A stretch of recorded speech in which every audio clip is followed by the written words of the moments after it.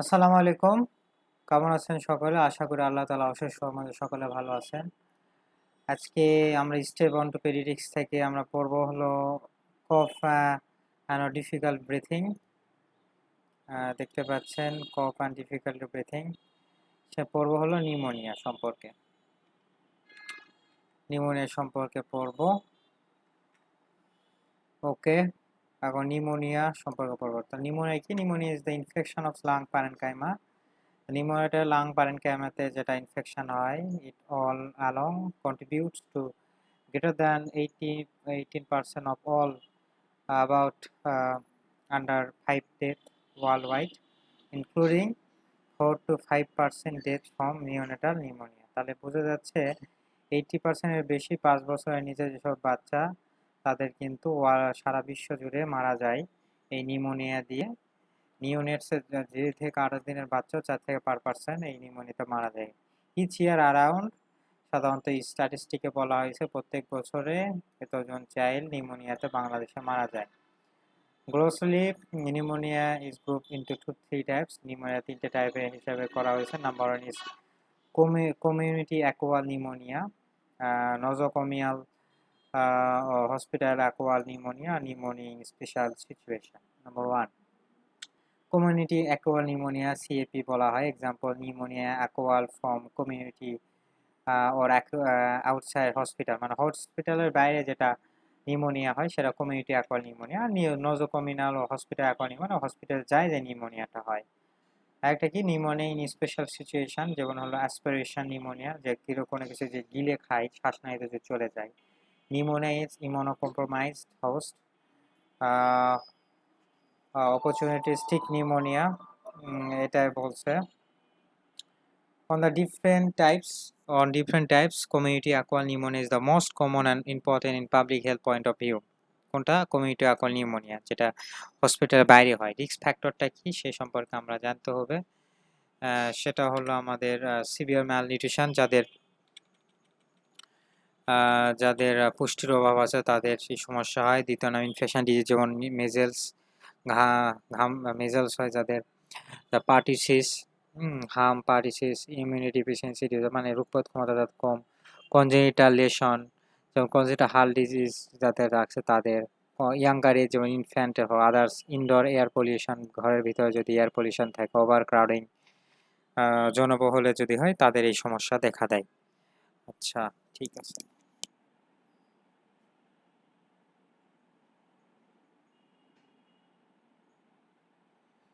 তো এখানে আবার আছে অর্গানিজম কজিং নিউমোনিয়া, কিছু কিছু অর্গানিজমের মাধ্যমে যেটা হয়। ফর এন এক্সাম্পল সেটা বলছে যে নিউবর্ন বেবি, গ্রাফ দিছে 1 থেকে 3 মাসের বেবি, 1 থেকে 12 মানে 1 মাস থেকে 12 মাস, 1 বছর, 1 থেকে 5 বছর, 5 বছরের বেশি।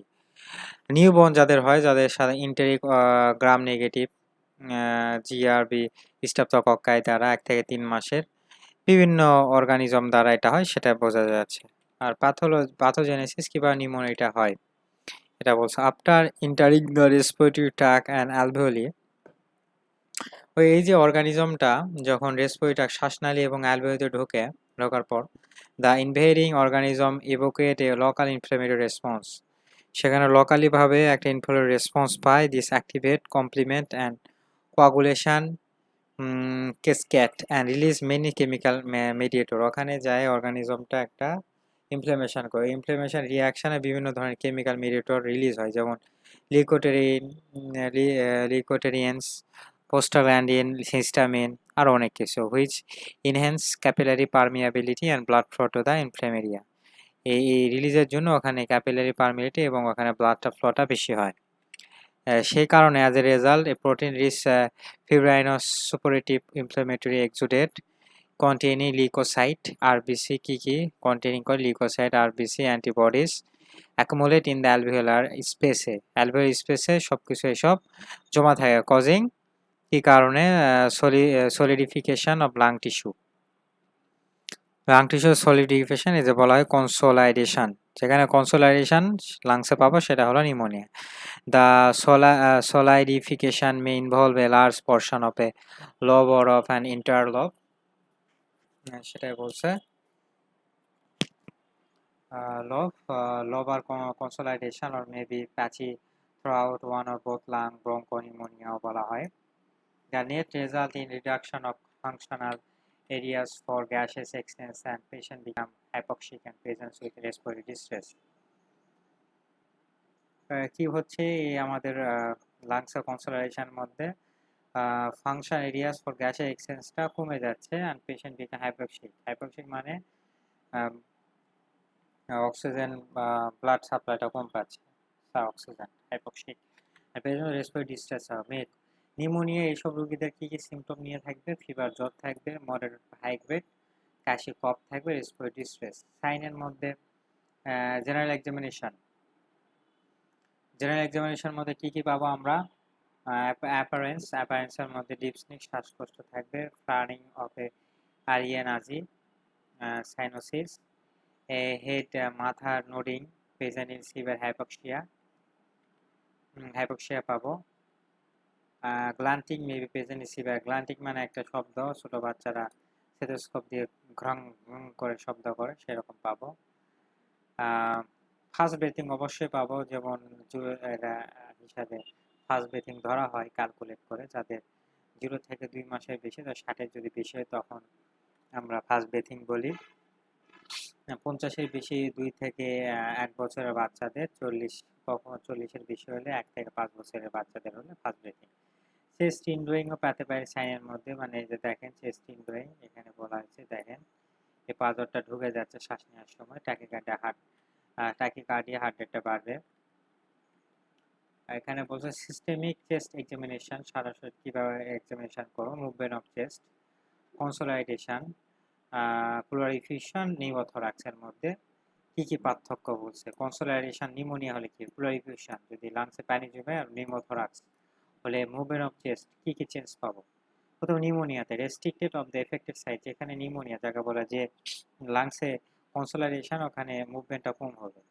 প্লুরালিফিউশনেও একই ব্যাপার restriction on the affected side আর নিউমোথোরাক্স একই ব্যাপার যেখানে লাংসে ইফেক্ট করবে সেখানে রেস্ট্রিক্টেড মুভমেন্টটা কম হবে পজিশন অফ দ্য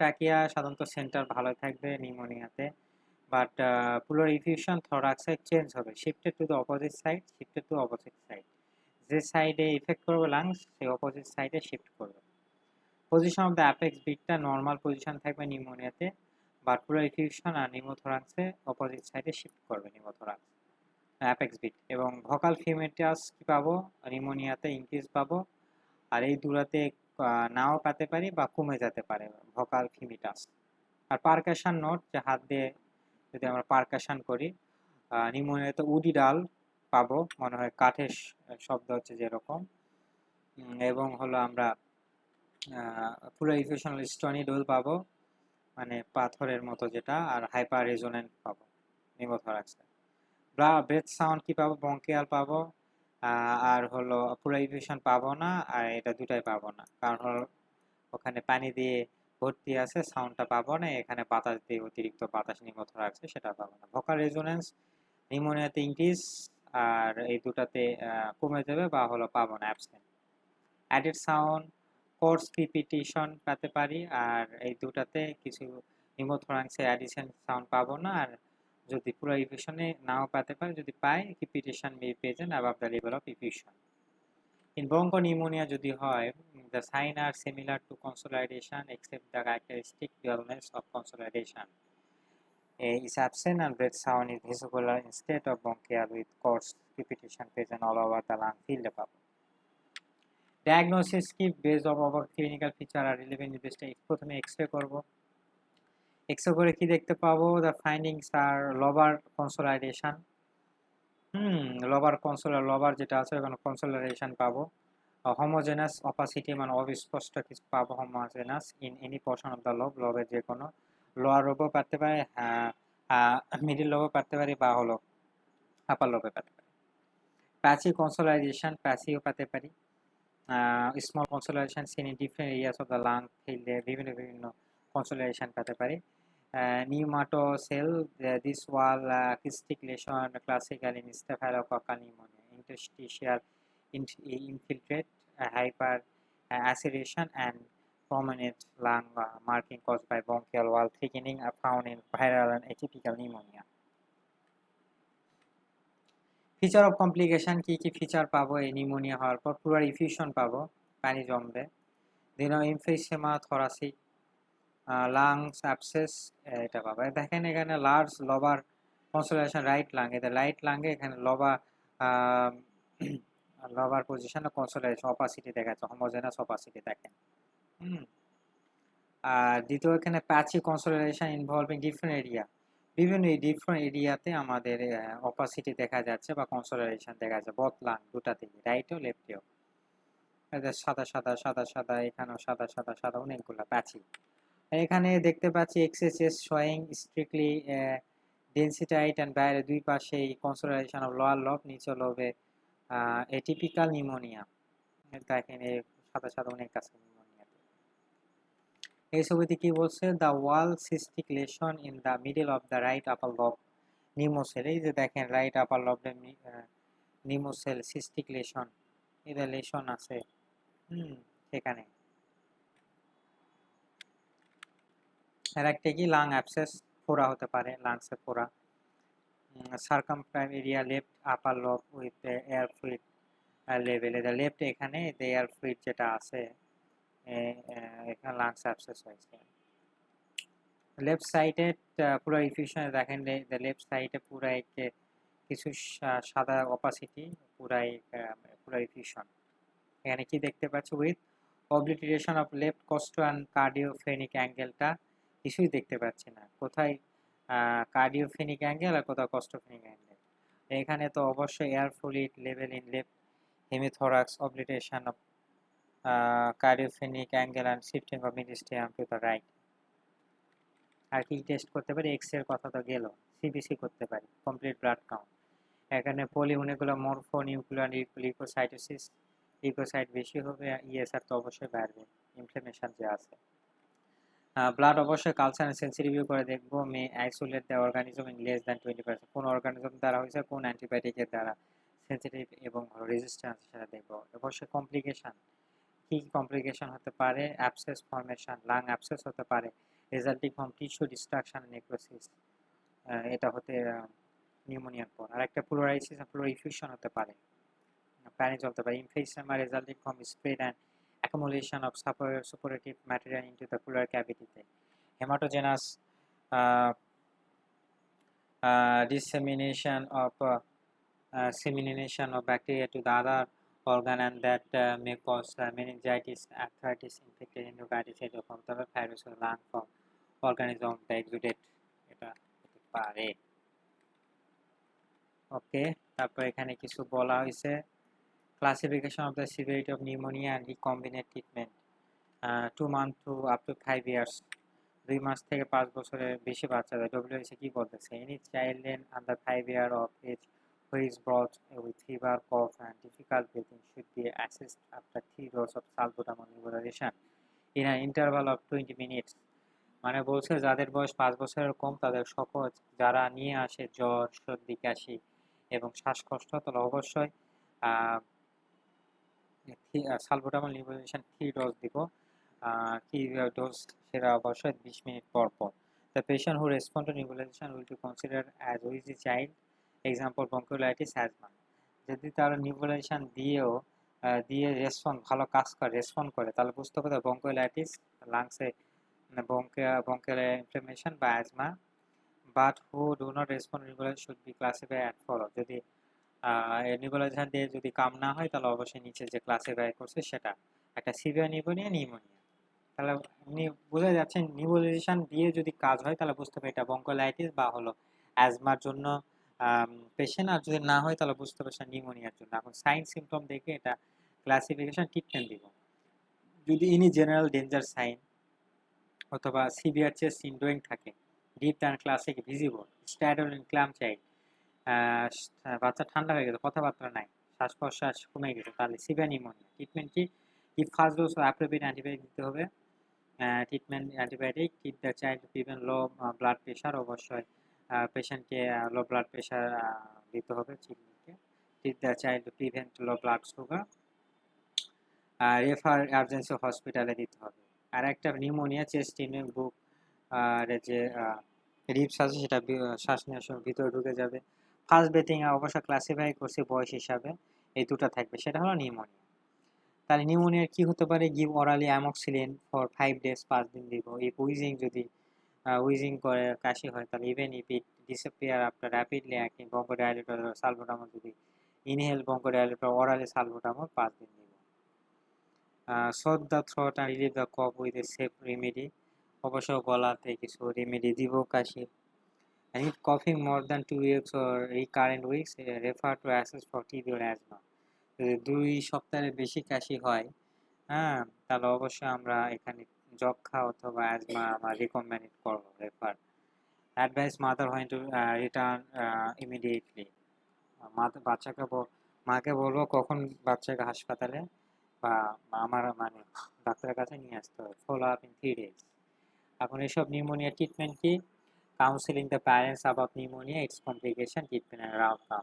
অবশ্যই বাচ্চাদের এই যে নিউমোনিয়া সম্পর্কিত বাপ মাকে বলতে হবে এবং তাকে অবশ্যই ট্রিটমেন্ট দিতে হবে। অ্যান্টিবায়োটিক থেরাপির মধ্যে চিলড্রেন যাদের বয়স 2 মাস থেকে 5 বছরের বাচ্চাদের সিভিয়ার নিউমোনিয়া হয়, তাদের ইনজেকশন অ্যামোক্সিলিন, অ্যাম্পিসিলিন 50 mg পার কেজিতে আইএমওর আইভিতে 6 আওয়ার দিনে 4 বার, এবং ইনজেকশন জেন্টামাইসিন 7.5 করে mg per KG IM or IV once a day for at least 5 days। Ampicillin এটা 4 বার, আর হলো জেন্টামাইসিন 1 বার বলছে 5 দিনের জন্য। ইফ নো রেসপন্স, দুটো দিয়ে অ্যাম্পিসিলিন যেটা রেসপন্স না করে বাই 48 আওয়ার্স আর দিয়ে দিন। অ্যান্ড স্টাফাইলোককাস ইজ সাসপেক্টেড যদি হয়, switch to gentamicin once daily and cloxacillin. Gentamicin অবশ্যই ক্লক্সাসিলিন দিব 50 mg per kg dose IM or IV দিনে 4 বার করে 7 দিন, and continue cloxacillin for a total for 3 weeks. এবং এটা ক্লক্সাসিলিন আইএমআইভি শেষ হওয়ার পরও অবশ্যই আমরা 3 সপ্তাহ থেকে 21 দিন পর্যন্ত চালাবো। আর একটা কি ইউজ সেপ্টাএক্সন, এটা এখন লেটেস্ট ট্রিটমেন্ট। সেপ্টাএক্সন সবাই সব হাসপাতালে দেয়, আর এইসব আগের ওষুধ যে ক্লক্সাসিলিন এখনও দেয়, বাট অ্যাম্পিসিলিন যে এটা রেজিস্ট্যান্টের মতো কাজ করতেছে না ওরকম, কেউ দেয় না। এই জন্য আমরা সেপ্টাএক্সন এসব দিব 8 mg 80 mg পার কেজি পার 80 mg পার কেজিতে আইএমওর আইভিতে ওয়ান্স ডে দিনে একবার। In case of failure of first line treatment, first line এইসব যে ট্রিটমেন্ট বলছে সেটা না হয়, তাহলে আমরা সেপ্টাএক্সন অবশ্যই ফার্স্ট চয়েসে আমাদের এখন সেপ্টাএক্সন দেওয়া দরকার, নাহলে ভালো হবে। নিউমোনিয়া, এটা ট্রিটমেন্ট কিন্তু বলা হয়েছে সিভিয়ার নিউমোনিয়াতে সেপ্টাএক্সনের সব ডোজ। এখন শুধু যদি নিউমোনিয়া হয় তাহলে অবশ্যই amoxicillin 40 mg per dose orally মুখে এভরি 8 আওয়ার দিনে 2 বার for 3 days. 5 days in high HIV variant 5 দিন দিব যাদের সমস্যা হয়, এবং অ্যাডভাইস দিব for follow up after 72 hours routine or earlier if clinical status deteriorate. Number 1 is to assess the response to treatment, to look for any complication হয়েছে treatment দেওয়ার পর। If require, hospitalized and investigate to explore complication to alternate diagnosis. Note এখানে কি বলছে?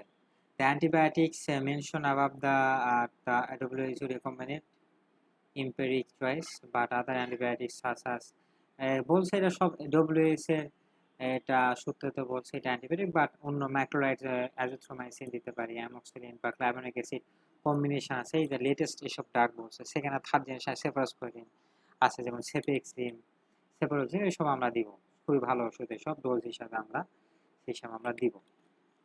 WHO উপরে যে treatment এটা WHO recommended, but বাংলাদেশের প্রেক্ষাপটে সব ওটা রেজিস্ট্যান্ট সেপ্টাএক্সন বাদ দিয়ে এখন অ্যামোক্সিলিন আর ক্লাভিনিক্সের দুটো কম্বিনেশনে যেটা হয় মক্সাক্লাভ হিসেবে পাওয়া যায়, আর ম্যাক্রোলাইড অ্যাজিথ্রোমাইসিন জিম্যাক্স জি3 হিসেবে পাওয়া যায়, সেফেক্সিম সেফ3 অর সেফ হিসেবে পাওয়া যায়। আর নিওনেটের ছোট বাচ্চা জড়িত থাকা 28 দিনের এবং ইয়াং ইনফ্যান্ট যারা 2 মাসের কম বাচ্চাদের যাদের কি হিসাবে আমরা দিব, যেমন হলো pneumonia of any severity should be hospitalised. নিউমোনিয়ার সাথে কোনো যদি সিভিয়ারিটি থাকে অবশ্যই হসপিটাল করতে হবে, আর ম্যানেজ উইথ প্যারেন্টাল অ্যান্টিবায়োটিক, মানে হলো আইবি রুটে দিব। অক্সিজেন আদার সাপোর্টিভ কেয়ার থাকবে। অ্যান্টিবায়োটিক চয়েস কি থাকবে? অবশ্যই অ্যাম্পিসিলিন জেন্টামাইসিন ফর 7 থেকে 10 দিন if Staphylococcus suspected add coloxacillin দিতে পারি। অবশ্যই যদি আদার অ্যান্টিবায়োটিক ম্যাক্রোরাইডস অবশ্যই আমরা রিকোয়ার, কিন্তু এখন সেপ্টাএক্সন হিসেবে সব কিছু ব্যবহার হয় ceftriaxone আইভিতে।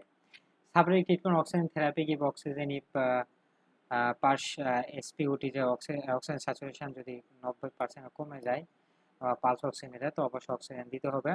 If pulse oximeter is not available, continue oxygen until the sign of hypoxia. Inability to behave for refill time যদি এটার বেশি হয় আর no longer present। Remote oxygen আমরা কখন অক্সিজেন রিমুভ করব? For a trial period is day to see oxygen saturation যদি আমাদের 90 এর বেশি হয়, at least 50 minutes in room air, মানে রুমে যদি থাকে, যদি 90 এর বেশি হয়, 15 মিনিটের বেশি, দেন ডিসকন্টিনিউ অক্সিজেন। তারপর তাহলে আমরা অক্সিজেনটা ডিসকন্টিনিউ আর দিব না। কখন দিব না? যদি দেখি রুম টেম্পারেচার বা রুম এয়ারে থাকে, তার অক্সিজেন স্যাচুরেশন 90 এর বেশি হচ্ছে অক্সিজেন না নিয়ে, তাহলে অবশ্যই অক্সিজেন ডিসকন্টিনিউ করব। Check 3 hourly that nasal prongs are not blocked with mucus and are in the correct place and that all connection are secure। 3 ঘন্টা পর পর অবশ্যই যে নাকে আমরা যে অক্সিজেন দিতে সেটা দেখবো ব্লক মিউকাস দিয়ে প্রেসার দিয়ে ব্লক হয়েছে নাকি, সব সিকিউর আছে সেটা আমরা দেখবো। আদার সাপোর্ট দেওয়ার জন্য ম্যানেজ এয়ার ওয়ে, যেটা দেখবো রিমুভ এনি থিক মোটা secretion from nose or throat, গলা দিয়ে সেটা হলো, ওটা অবশ্যই আমরা রিমুভ করব। প্যারেন্টাল গিভ প্যারাসিটামল, বেশি জ্বর হলে অবশ্যই প্যারাসিটামল দেবো। Give a rapid acting bronchodilator উইজের জন্য দিব, যাদের উইজের হয়। Throat the throat relieve cough with a safe remedy, warm মানে গরম পানি দিব, তুলসী, লিপ জুস, লেমন টি, এসব দিয়ে তাদের কাজটা কমাবো। আর একটা কি, encourage breast feeding and oral food, বাচ্চার মাকে বলবো আপনার বেশি বেশি বুকের দুধ খেলাতে এবং বাইরে যে স্যালাইন মানে ওরাল ফুড যেটা ওটা খেতে। Start NG tube feeding if child can not drink, NG tube দিতে পারে যদি বাচ্চা কিছু না খেতে পারে। অ্যাভয়েড হাইড্রেশন, ওভার হাইড্রেশনকে আমরা অ্যাভয়েড করবো। প্রিভেনশনের জন্য নিউমোনিয়া অবশ্যই দুটা কিছু আছে, যেমন ওরা ইমিউনাইজেশন ভ্যাকসিন দিতে পারে, যেমন এগেনস্ট নিউমোকক্কাসের মাধ্যমে, হিভের মাধ্যমে, মেজেলসের মাধ্যমে। Improvement of nutritional status by breast feeding and energy dense complementary food feeding, hand washing এর মাধ্যমে। আরেকটা কি বলছো, condition patients with wheeze, the whiz থাকে whenever a child present whiz the following condition should be, যদি whiz নিয়ে কোনো বাচ্চা থাকে তাহলে অবশ্যই কিছু আমরা দেখতে পারি। এটা acute bronchial asthma, acute bronchiolitis, gastroesophageal reflux disease, cystic fibrosis, foreign body in the lung, কিছু লাংসের ক্ষেত্রে tropical pulmonary sinophilia। In the first 2 years of life, প্রথম 2 বছরের whiz is mostly due to viral respiratory infection। প্রথম 2 বছরে যে with হয় সেটা আবার ভাইরালের জন্য হয়, like acute bronchiolitis, but afterward it is most likely due to asthma. মানে কি 2 বছরের মধ্যে যদি এসব উইজ হয় তাহলে অবশ্যই এটা ভাইরাল, 2 বছরের বেশি হলে এটা মনে করা যায় এটা ব্রঙ্কিয়াল অ্যাজমার মধ্যে চলে গেছে। আশা করি আপনারা সকলে বুঝতে পারছেন যতটুকু বলছি, এবং আল্লাহ তাআলার অশেষ রহমতে আপনারা ভালো থাকবেন এবং যা কিছু জানবেন সবাইকে শেয়ার করবেন, এবং অবশ্যই আমার এই চ্যানেলকে সাবস্ক্রাইব করে ভুলবেন না এবং লাইক দিবেন, পাশে থাকবেন। আসসালামু আলাইকুম।